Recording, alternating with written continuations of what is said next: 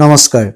আজিৰ ভিডিঅ'ত অসম বুৰঞ্জীৰ কেইটামান গুৰুত্বপূৰ্ণ প্ৰশ্ন লৈ অহা হৈছে এই প্ৰশ্নসমূহ APSC ADRE TET exam Assam police SSC আৰু ডিএইচএস ৰ দৰে বিভিন্ন প্ৰতিযোগিতামূলক পৰীক্ষাৰ বাবে অতিকৈ গুৰুত্বপূৰ্ণ হ'ব বুলি বিবেচনা কৰা হৈছে তেন্তে আহক দেৰি নকৰি ভিডিঅ'টো আৰম্ভ কৰোঁ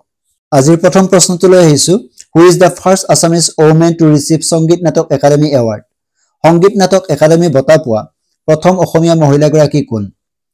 option A Sudakshina Sarma option B Anupama Bhattacharya option C Pratima Pandey Barua option D Aideu Sandikai শুদ্ধ উত্তৰটো হৈছে প্ৰতিমা পাণ্ডে বৰুৱা গোৱালপৰীয়া লোকসংগীতৰ প্ৰতি আগবঢ়োৱা অনবদ্য অৱদানৰ বাবে 1889 চনত প্ৰতিমা পাণ্ডে বৰুৱাক সংগীত নাটক একাডেমী বঁটাৰে সন্মানিত কৰা হয় প্ৰতিমা পাণ্ডে বৰুৱাৰ উপৰিও সংগীত নাটক একাডেমী সন্মান লাভ কৰা আন দুগৰাকী অসমীয়া মহিলা হৈছে গৰিমা হাজৰিকা আৰু তাৰাৱতী বড়ি অসমীয়া সংগীতৰ প্ৰতি আগবঢ়োৱা অনবদ্য অৱদানৰ বাবে 2006 চনত গৰিমা হাজৰিকাক এই সন্মান প্ৰদান কৰা হয় তদুপৰি মিচিং লোক সংস্কৃতিৰ প্ৰতি আগবঢ়োৱা অনবদ্য অৱদানৰ বাবে 2024 চনত তাৰাৱতী বড়িক এই সন্মান আগবঢ়োৱা হয় পিছৰ প্ৰশ্নটো লৈ আহিছো during which reign at Rangpur city an amphitheatre known as Rang Ghar for animal fight was built Rang Ghar কোনজন আহোম ৰজাৰ শাসনকালত বনোৱা হৈছিল option A Rudra Singha option B Pramatta Singha option C Shiva Singha option D Rajeswar Singha শুদ্ধ উত্তৰটো হৈছে Pramatta Singha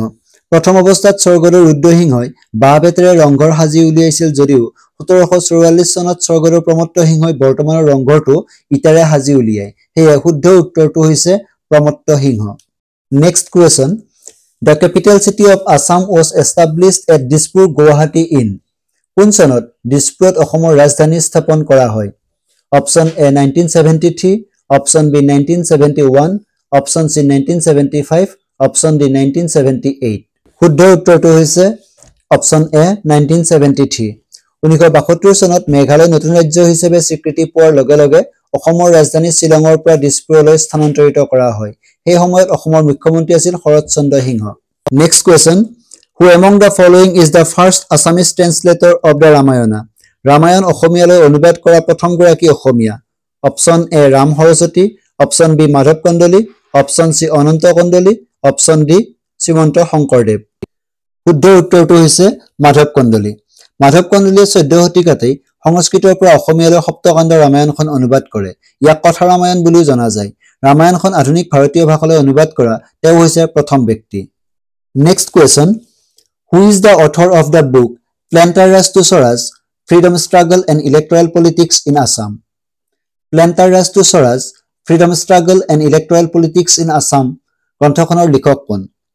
option A doctor Irfan Habib option B Surya Kumar Bhuyan option C doctor Amalendu Guha option D Edward gate শুদ্ধ উত্তৰটো হৈছে ডক্টৰ অমলেন্দু গুহা 1977 চনত এই গ্ৰন্থখন প্ৰথম প্ৰকাশ পায় next question the first dictionary in Assamese was compiled by প্ৰথম অসমীয়া অভিধান প্ৰণেতা option A Hemchandra Barua option B Miles Bronson option C Nathan Brown option D OC Cutter শুদ্ধ উত্তৰটো হৈছে মাইলছ ব্ৰনছন প্ৰথম অসমীয়া অভিধান a dictionary in Assamese and ইংলিছৰ প্ৰণেতা ডক্টৰ মাইলছ ব্ৰনছন 1867 চনত এই অভিধানখন প্ৰথম প্ৰকাশ পায় এইখন হৈছে প্ৰথম অসমীয়া দ্বিভাষিক অভিধান অৱশ্যে 1900 চনত প্ৰকাশ পোৱা হেমচন্দ্ৰ বৰুৱাৰ হেমকোষখনক প্ৰথম ব্যুৎপত্তিগত অভিধান অৰ্থাৎ ইটিমোলজিক্যাল ডিকচনাৰী বুলি জনা যায় গতিকে শুদ্ধ উত্তৰটো হৈছে Miles Bronson next question the first novel the Rajanikanta Bordoloi was Rajanikanta বৰদলৈৰ প্ৰথম উপন্যাসখন অপচন এ নিৰ্মল ভকত option B Miri Jiyori option সি মনুমতি অপচন ডি দণ্ডুৱাদ্ৰ শুদ্ধ উত্তৰটো হৈছে মিৰি জীয়ৰী 1896 চনত মিৰি জীয়ৰী প্ৰকাশ হয় এই উপন্যাসখনে জংকী পানৈৰ প্ৰেম কাহিনীৰ জৰিয়তে মিচিং সমাজৰ নীতি নিয়ম আৰু পৰম্পৰাৰ বিষয়ে দাঙি ধৰে ৰজনীকান্ত বৰদলৈক অসমীয়া সাহিত্যৰ উপন্যাস সম্ৰাট হিচাপে জনা যায় তেওঁক ৱাল্টাৰ স্কট অফ আছাম হিচাপেও জনা যায় next question doctor Bhupen Hazarika began his career as a teacher in which of the following universities তেওঁৰ কোনখন বিশ্ববিদ্যালয়ত ডক্টৰ ভূপেন হাজৰিকাই শিক্ষকতাৰ কেৰিয়াৰ আৰম্ভ কৰিছিল option A Banaras Hindu University option B Dibrugarh University option C Columbia University option D Gauhati University শুদ্ধ উত্তৰটো হৈছে গৌহাটী ইউনিভাৰ্চিটি তেওঁ আমেৰিকা যুক্তৰাষ্ট্ৰৰ কলম্বিয়া বিশ্ববিদ্যালয়ৰ পৰা মাছ কমিউনিকেশ্যনত পিএইচডি ডিগ্ৰী লাভ কৰি ভাৰতলৈ উভতি আহে আৰু গুৱাহাটী বিশ্ববিদ্যালয়ৰ ৰাজনীতি বিজ্ঞান বিভাগত শিক্ষকতাৰ জীৱন আৰম্ভ কৰে। Next question, who was the first martyr of 1942 revolt against British in Assam? 42ৰ গণ আন্দোলনত অসমৰ প্ৰথম শ্বহীদ কোন? Option A Kanaklata Barua, option B Kushal Konwar, option C Kamala Miri, option D Maniram Dewan. শুদ্ধ উত্তৰটো হৈছে Kanaklata Barua.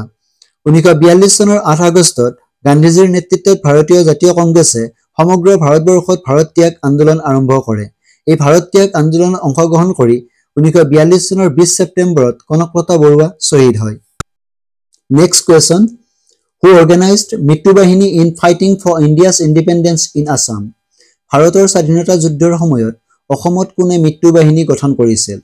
Option A Chandraprabha Saikiani, option B Kanaklata Barua, option C Pushpalata Das, option D Padumi Nath.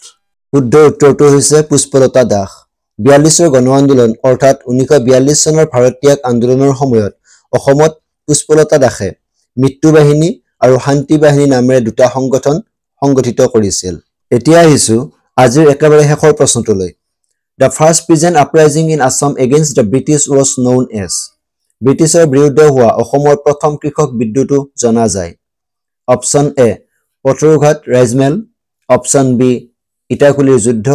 Option C Phulaguri ধেৱা, অপশ্যন ডি ৰঙিয়াৰ ৰাইজমেল। শুদ্ধ উত্তৰটো হৈছে ফুলগুৰি ধেৱা। ব্ৰিটিছ চৰকাৰৰ তামোল পাণৰ ওপৰত লগোৱা নতুন কৰ তথা আফিং খেতিৰ ওপৰত লগোৱা নিষেধাজ্ঞাৰ প্ৰতিবাদ স্বৰূপে 1861 চনত নগাঁও জিলাৰ ফুলগুৰিত এক প্ৰতিবাদী কাৰ্যসূচী স্থানীয় লোকসকলে লৈছিল। প্ৰথম অৱস্থাত শান্তিপূৰ্ণ প্ৰতিবাদ আছিল যদিও ব্ৰিটিছ বিষয়া লেফটেনেণ্ট ছিংগাৰৰ নিৰ্দেশ মৰ্মে নিৰস্ত্ৰ প্ৰতিবাদকাৰীৰ ওপৰত ব্ৰিটিছ পুলিচে গুলীবৰ্ষণ কৰে আৰু প্ৰায় 54 জন অসমীয়া প্ৰতিবাদকাৰীয়ে প্ৰাণ হেৰুৱায়। ফুলগুৰিৰ ধেৱা অসম বুৰঞ্জীৰ এক উল্লেখযোগ্য ঘটনা। ফুলগুৰিৰ ধেৱাৰ উপৰিও অসম বুৰঞ্জীৰ আন কেইটামান উল্লেখযোগ্য কৃষক বিদ্ৰোহ হৈছে পথৰুঘাটৰ কৃষক বিদ্ৰোহ 28 জানুৱাৰী 1894 চন, ৰঙিয়াৰ কৃষক বিদ্ৰোহ 30 ডিচেম্বৰ 1893 চন, লাচিমাৰ কৃষক বিদ্ৰোহ 21 জানুৱাৰী 1894 চন। আজিৰ ভিডিঅ'টো ইমানতে সমাপ্ত কৰিছো। এনেধৰণৰ ভিডিঅ'সমূহ পাই থাকিবৰ কাৰণে আপোনালোকে চেনেলটো ছাবস্ক্ৰাইব কৰি ল'ব।